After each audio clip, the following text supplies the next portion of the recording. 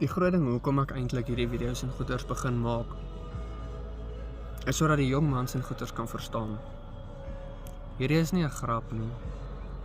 Vir jou is dit dalk 'n grap nou nog in die begin, maar ek gaan vir julle wys dat dit nie 'n grap is nie. Hierdie is 'n ernstige saak. Ons wêreld en generasie is besig om die Here al hoe meer eenkant toe te skuif. En dit is hoekom alles so meer agteruit gaan. Daar is nie 'n ander rede vir dit nie. Ons stoot die Here weg, so ons ontvang niks van hom af nie.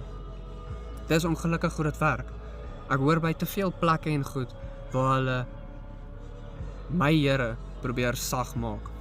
Deur te sê, nee maar, maak nie saak wat jy doen nie, hy gaan lief bly vir jou. Maak nie saak hoe jy lewe nie, jy het 'n plekjie in die hemel. Dis nie wat hierdie sê nie.